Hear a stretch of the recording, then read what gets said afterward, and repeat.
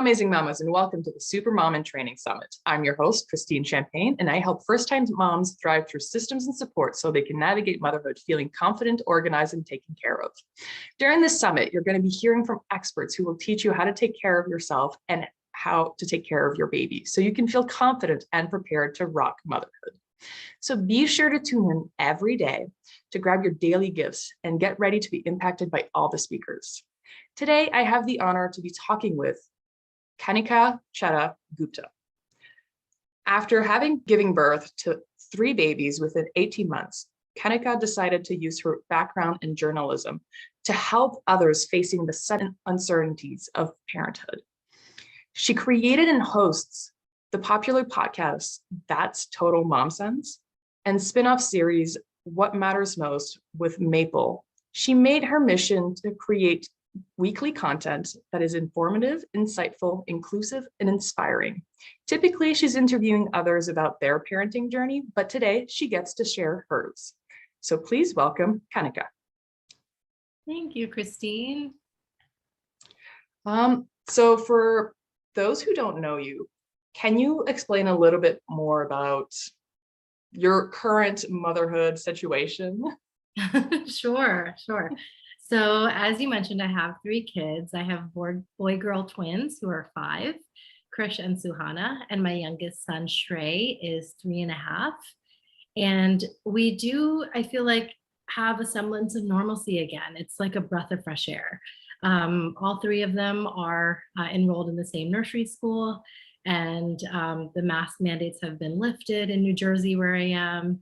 And so we're seeing smiles and interacting again. And, my twins have been vaccinated and boosted. So I feel just kind of more secure all around with the arrangement. Mm-hmm. And so when you first started your motherhood journey 5 years ago, maybe 6, because pregnancy, yes. Were you expecting twins? Like, do they run in your family? Yeah, they actually run in my husband's family, and they were, a total surprise. I feel like everyone has their own kind of nuanced and layered pregnancy journey at times. And for me, after trying for about a year or 2, I actually had an ectopic pregnancy, and that rocked me. I was, just kind of really depressed and feeling like my body cheated on me and things didn't work out. And to explain what an ectopic is, it's when the fetus is growing outside of the uterus. And for me, it was in one of my fallopian tubes. And thankfully, I detected it early enough and didn't have to get surgery to have a tube removed. And yeah, I had to kind of take a beat and chill for a bit. And then within 6 months, when we started trying again, we had twins, and it was the best surprise ever. I think we felt all the emotions. Literally, it was like joy, nervousness, gratitude, all of it, And so, yeah, I was just so happy that it worked out in that way. And, another side note is I actually had made a vision board when I was kind of recovering from the ectopic, and it was a picture of a blue booty and a pink booty in the center of the vision board. And it was something that I cut out from Parents Magazine. And when I looked back on it, I thought, oh my goodness, I actually manifested my son and my daughter together. So things just kind of work out as they should. And then our youngest was a total surprise as well. We were not planning, and that's why they're so close in age. But I think the universe and God, or whatever you choose to believe in, gives you what you can handle. And I was ready. That is actually very beautiful. Thank you. So when you had your twins, that basically changes a lot of moms only have one. Yeah. And that's already hard enough. So having twins, how did that change your perspective on motherhood and everything else? Yeah, sure. I was definitely nervous about not being prepared enough because, I had to make sure that I was kind of doing all the things and then making sure I was efficient so that I could do it 2 times over and simultaneously.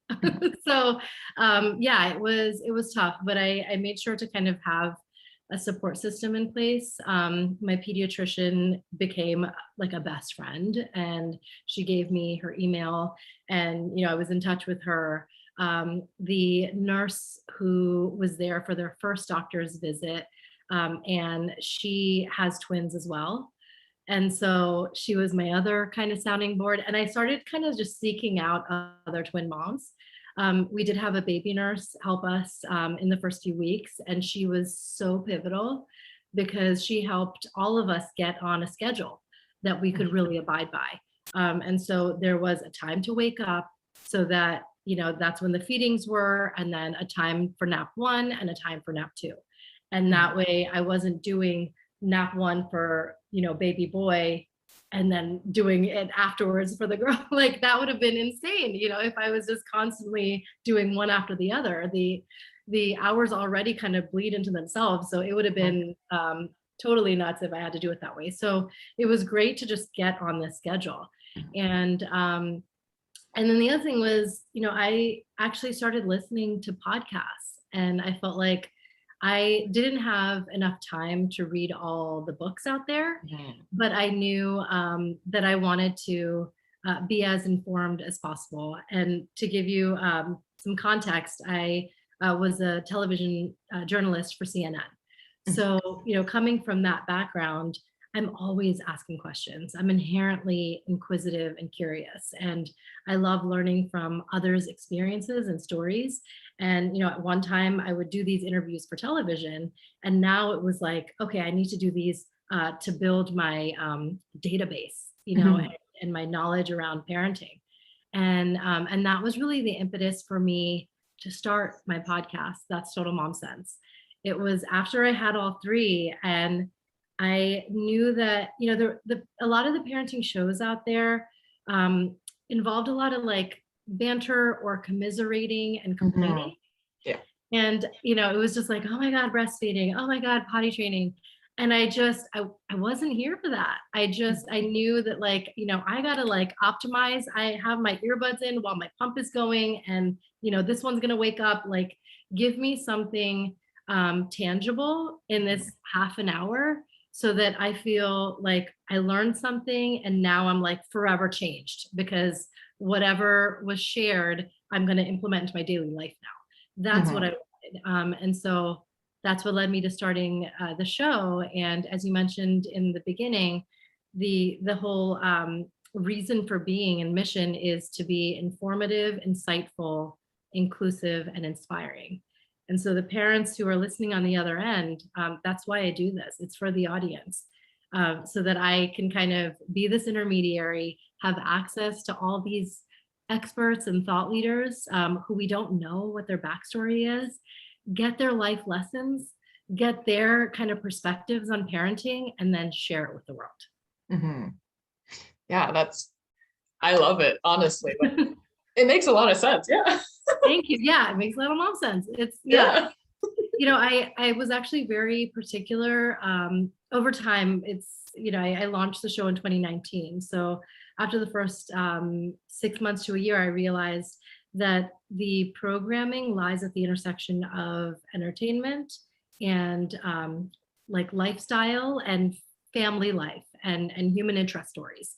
So that's kind of where my beat is. Like, I almost like, again, it's the journalist in me. It's like, okay, so what's your beat? What are you covering? And that's really the what I feel like the mission behind it, because it's not just for moms, it's for dads, it's for moms and dads to be, and it's for those who may not want to have kids. But I feel like the thought leaders I bring on, they're in the public eye, but we don't celebrate them for their parenting journey. And I think the entire media world, I'm saying it, is completely remiss for that. As an example, Bobbi Brown has been on the show, and we know her as this household name who is a beauty industry titan. And she shared how, she was, having her first, she had 3 boys, when she was really like building her company. And so, she was taking calls while breastfeeding, like all of those things. And she went on to be the PTA president for her 3 boys. And she lived in the suburbs in New Jersey instead of in the city in New York. And she made sure that even though she was building her empire, she was going to find ways that she would show up for her family. And that was the way she did it. She was this community leader, and kind of someone who would rally for the parents and be aligned with the principal. And so much so that in 2020, for the class of 2020, she gave a really powerful commencement speech because her youngest graduated in 2020. So very involved throughout. And another guest I've had on, Rebecca Minkoff, famed designer. She talked about how when she was growing up, they had an accounting ledger in their kitchen. Mm-hmm. And this is how her whole career started. It's brilliant. So she wanted to go to a dance, like either a middle school dance or like a grade school dance, and wanted a new dress, and asked her mom, "Can I buy this new dress?" And she said, "Well, according to your savings, you don't have enough, so no." And she took her to the fabric store and said, "I will teach you to sew."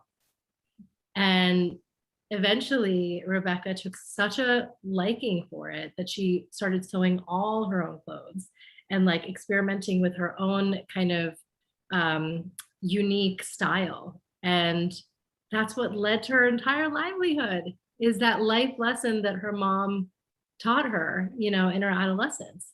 And so and she's passing that on to her 3 kids, and so I think those are the things that, if we know about these people and it's like, okay, this is a valuation of their company or they're launching this new brand, and, you see all the kind of like just fruits of their labor, but then I think it's equally, if not more important, what are they doing in their family life? And what did they learn in their family life that they are passing down to future generations? That's what we all can learn from. Mm-hmm. Yeah, for sure. Like, they sound amazing. Like,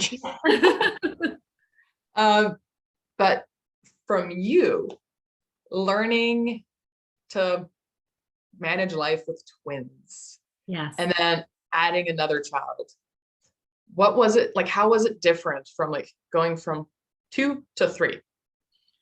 Yeah, I feel like it's so funny. Like with 2, I was way more trying to being on the ball, and like, I mean, I had a notebook where my husband and I and our other caregiver who came home, we would log like their bowel movements and how many times they peed during the day. And I still had it. We did that for a year for the twins. And then when I had the 3rd, I was like, I'm not doing that. That was so like an unnecessary task. So I think I just let a lot of stuff go. I kind of stopped being so type A about it. And then I think, because they're so close in age, I was also fine with them playing together, and I allowed them to explore their independence and autonomy. And believe me, I have to like, break up fights and police a lot, even now, when they're 5 and 3.5, but still, it's like, for the most part, it was like, let them just be, they can sort things out. That's what we have to do as adults, and that's a life skill. And so unless it gets to be unsafe for any reason, like, then I'll get involved. And that really took the load off for me. And I think for moms who are entertaining the idea of having multiples, and you're hoping like, maybe I should do it, maybe, just go with it. Believe me, it ends up being less challenging down the line, because now your children have siblings and they have each other, and they're not so much like, mom, we need you. So yeah, they're good on their own. And can I ask, when did you go back to work right after the twins? So work never stopped. I have the privilege of working for myself. And, at that time, during the twins, I had a digital marketing firm that I was running. And I remember when my water broke, the first thing that I packed was my laptop. So I just never stopped, and when I was in the hospital room, when the babies were sleeping, and the nurses had them away in their little bassinets. I was like back to the laptop. I was like, I'm not gonna, watch Judge Judy. I'm doing work. So it was great. It never stopped. And I think I just made sure to carve out time for that, because it was very disparate. And it was like a lot of late nights, because if I was already up nursing, then I'd be like, oh, I can go to the office, and like home office rather, and just get a few emails done. But yeah, I think that because it never felt like work to me, it wasn't like, oh gosh, I have to log in. It was exciting for me. And I feel like that was almost the time that I would look forward to, that was for myself and kind of enriching my own interests and passions. And then after I had my third, which again, it's like, all of a sudden there's more on my plate and there's more responsibility. I launched the podcast, and, I was taking on this whole new venture. And I felt so compelled to do so, because I knew I wanted to fill that gap. And it didn't feel like, I needed to, I didn't want to give myself a break in that way, because it excited me so much. And during the pandemic, same thing. When I had all three at home, we were doing arts and crafts and finger painting and, riding bikes and all that, like everybody else. And one non-negotiable that I had was, we're getting outside no matter what. If it's rain, sleet, snow, we have the galoshes, we have the umbrellas, we have all that stuff. We're going outside. So that was one thing that I was like, I will give my kids this, outdoor time and play and, getting a chance to run around. But then when they napped, and they would pretty much all nap at the same time, then I would do my podcast recordings. And I actually put out a series called Parenting in a Pandemic with a brand sponsor called Homer. And Homer is actually, they're a learning app for ages 2 through 8. And if you don't know about it, now you do. They're really, really amazing. They actually tailor the videos and the stories and all the fun interactive things on the app based on your kids' interests. So if they're really into dinos, or if they're really into like trucks and excavators, the parent can just set those settings, and then they're going to get phonics and math related or dramatic play related stories that are about trucks and excavators. So they're just going to be all in when they see it. So I'm really passionate about, my sponsors, but Homer was one of them. And the CEO, Stephanie Dua, and I actually thought, all parents are burnt out. And now all of a sudden we're not just home chefs, chauffeurs, housekeepers, moms and dads, we're also teachers, and we're managing remote learning. And for toddlers, it's even more so. They need like sensory activities all day long. So I invited her on the show, and every week we would hear from Stephanie and a segment called At Home with Homer. And it was about how parents can help teach phonics to young kids, or build their math confidence, or navigate conversations around mental health, and almost tailored to how you would speak to a 3-year-old about that, because we didn't really have any resources on how to do that. And so I up-leveled when things were like, busy and challenging. Those are the times that I was like, I'm stepping up to the plate and doing more, because the reason why I'm even in this line of work is, for people like you. I feel like it's so important. It's my purpose or dharma in life to serve. And for me, it's serving my community of moms and parents. That's wonderful. Do you have any tips or advice for those who are feeling guilty going back to work so soon after like having a baby? Yeah, sure. I think, we need to eliminate all guilt and shame. We have to start there. There's a great book called Find Your Unicorn Space by a friend of mine, Eve Brodsky, and she's been on the show a few times. She wrote another book called Fair Play, which is about dividing the workload at home. But Find Your Unicorn Space is about being, unapologetic about the things that fill you up. And so if work, if it's a necessity from a financial standpoint, or if it's something that you just are really passionate about, you shouldn't have to feel guilty about that and give yourself a hard time about that. And know that, this mom guilt, it goes both ways. For those who are going back to work, they feel bad that they're leaving their kids at home. And then for stay-at-home moms, they resent the fact that they're at home and they're not working. So it doesn't matter which side of the, scenario you're on, you're going to feel, a little like FOMO. It's totally natural. I think what you can do is make sure that when you are with your kids, be present. Every single minute counts. And this is really, really easy stuff. So, if they're in nursery school, or if you have a caretaker with them during the day, and then once you're done with your workday, make sure that you're spending just very concentrated, undivided attention, quality time with them. And that's what you're going to be making memories from. They will definitely remember that. And so that means, stowing your phone away, even though you might want to just, do a little Insta scroll or write back to an email quickly.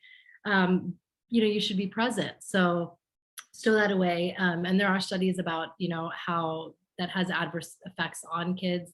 The term is called phubbing, and it's when you're using your phone to snub your kid, because they don't really understand it, especially the young ones. They don't know really how to use it and why you're on there. And then, create these magical moments. I have something called magical mama time that I do with each of my kids. And especially when you have multiples, you can do this through the week, but even if it's just 15 minutes, or if you have an hour to spare, make sure you spend one-on-one time with each, so that you're really forging that bond. And the reason why I even thought of doing something like this was when I went to a dear friend's, her mother passed away, so her mom's funeral. And when she was giving her eulogy speech, she said, "I remember when I was 4 years old, and my mom would take just me, not her older sister, just me, to the lake to feed the ducks." And I mean, I just thought, wow, like 20 some odd years later, or 30 some odd years later rather, she's still talking about this memory that she shared with her mom. And that's the lasting impact that it has. And that was a ritual that they created.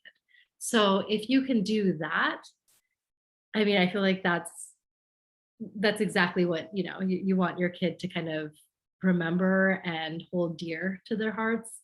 And then you don't have to feel guilty about anything. That is very beautiful. Like, even my husband was like, "Oh." Yeah. He's hiding. Oh, I love it. Hi. And so with the whole change in like your life, having twins, how did you stay yourself, or how did you discover your new self? Ooh, it's a work in progress, I have to say. I mean, there are times where I just, I kind of look at my reflection in the mirror and feel like, who is this person? It's not who I was before. I was in tip-top shape and a dancer, and whew, so like that, I'm still kind of navigating that negative self-talk that I think we all do. We're human, so there's that. But the new you that I embrace and I'm so wholeheartedly confident in is this being a mother, in addition to all the other things that made up who I am. And it's given me this whole new outlook on life. And, my kids are the reason why I built my podcast and brand, because I felt like, I know I'm asking all these questions. I mean, I would just, even when I would call Amazon and I'd talk to a customer service rep for like a return or something, and especially if it was like, a kid's item that I no longer needed, we would get to chatting and I'd be like, so, do you have kids? Did you use this? And then, we're just talking about our parenting journey. So I talked to everybody under the sun about parenting. And it was just this new purpose in my life. So if it weren't for them, I wouldn't have that. And I feel so comfortable with who Kanika is now, and the work that I'm putting out in this world. And that's just really fulfilling. And from all those people that you've talked to throughout the pandemic, like, did you learn anything that you wished you would have known when you initially had your first babies? Oh yeah, sure. There is one piece of advice that I think is brilliant. It was from one of my guests, Robin Ward, and she's the CEO of Founder Forward, and she helps a lot of tech startups and accelerators as an advisor. And she has a toddler, and she said, parenting is leadership. And I just thought, okay.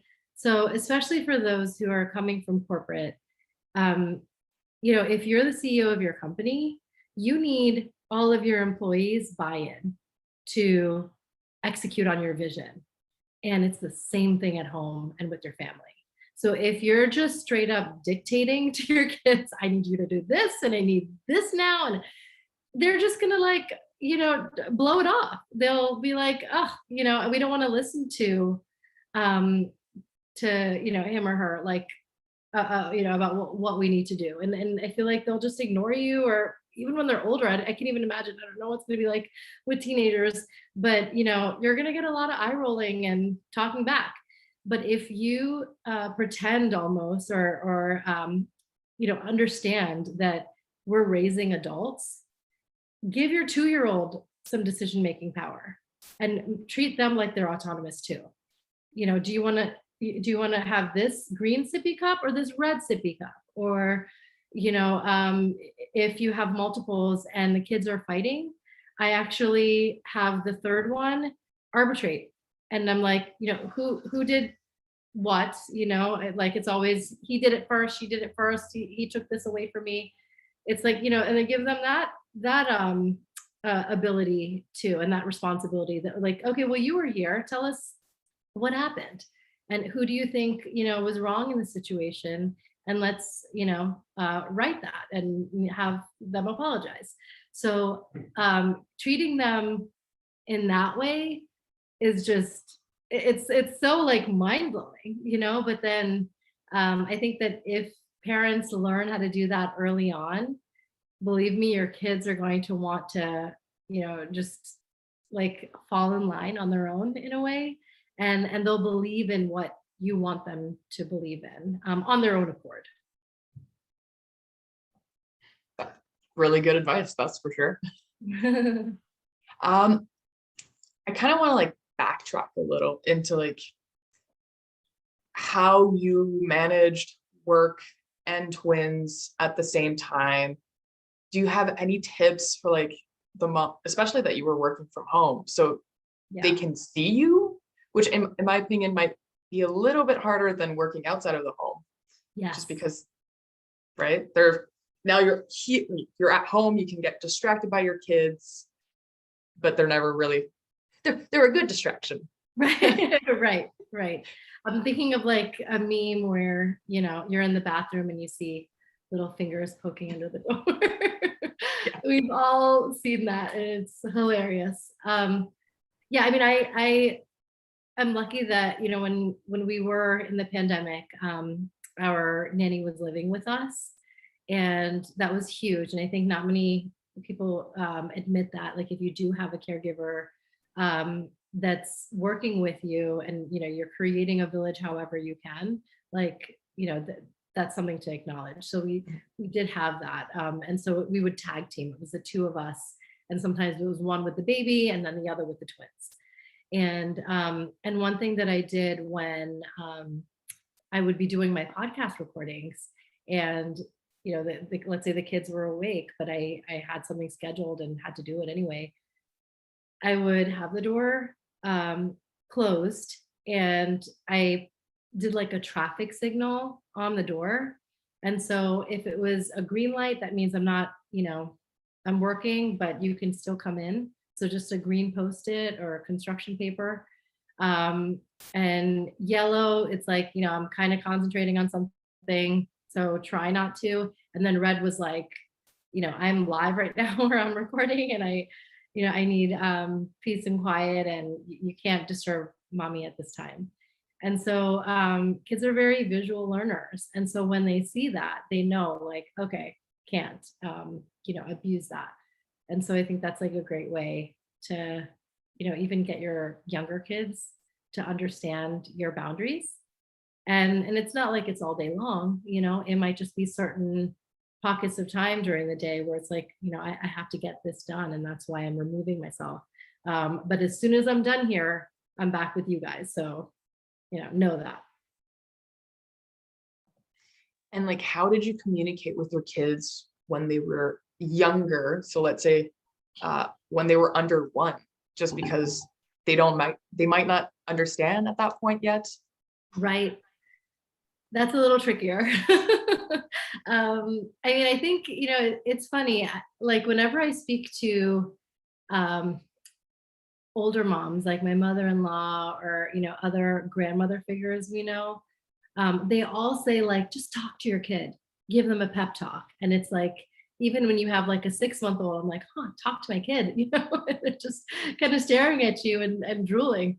But yeah, it actually does work wonders. So if you're kind of narrating whatever it is you want them to understand, they do get it. I think, we're not giving them as much credit.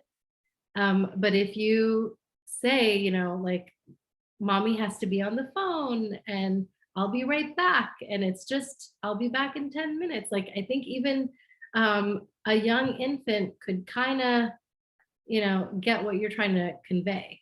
So pep talks are huge, and at any age, and definitely when they're older. I think communication is what really keeps it all together. And we want our teenagers to be able to have this like open lines of communication with us. And so let's flip it around and make sure that we're doing the same thing, and we're just being totally honest with our kids, like, got to do this now, got to do that now, hope you understand. And with all of that, what's next for Kanika? Oh, yes.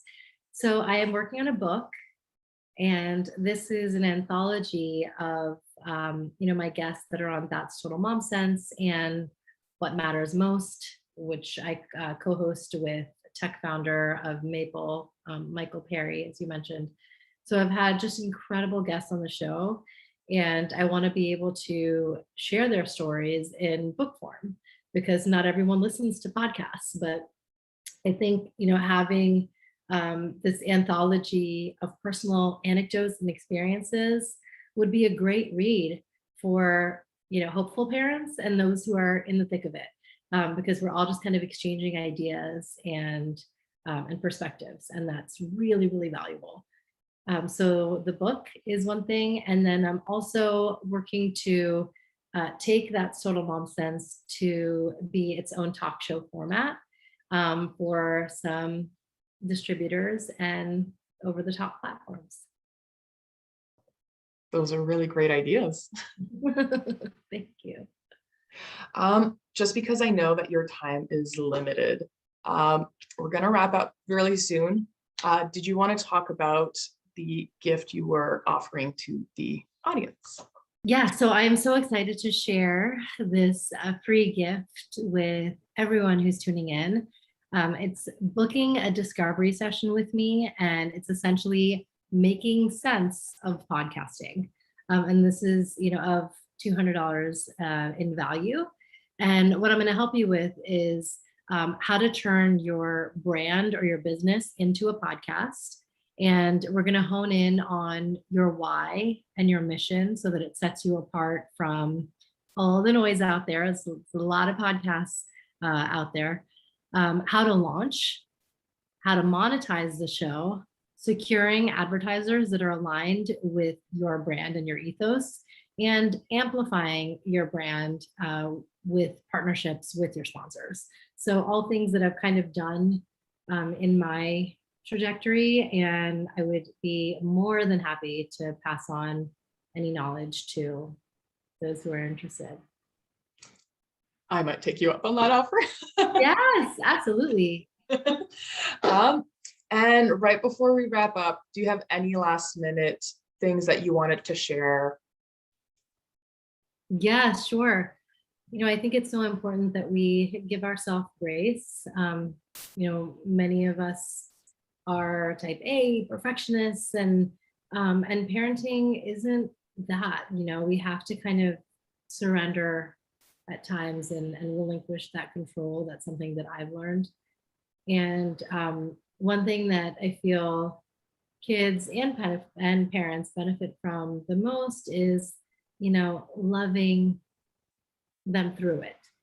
That's great advice that I was given. But, when you're in a challenging period of time, we've all gone through this pandemic, and even if it's just, a short-lived tantrum, if you love your kid through it, rather than letting your fight or flight or anxiety or whatever it is take over, you'll find that it diffuses the situation like tremendously, and everyone's happier.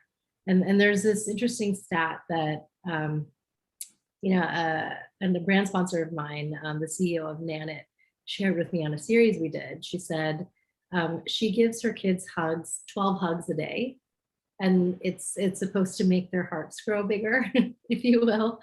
And I thought, wow, that's so beautiful and so easy to do. So, if you make it a point to give your kid 12 or more hugs a day at every single instance you can, I think that understanding and closeness develops, and it'll definitely tide you through those tougher times down the line. So love them through it, and give as many hugs as you can. Thank you so much for sharing all of that, Kanika. It was a pleasure interviewing you, meeting you, and I hope that all the working moms and the new moms have learned so much from you. Thank you, Christine. This was so fun. Well, for the viewers, I will see you in the next interview.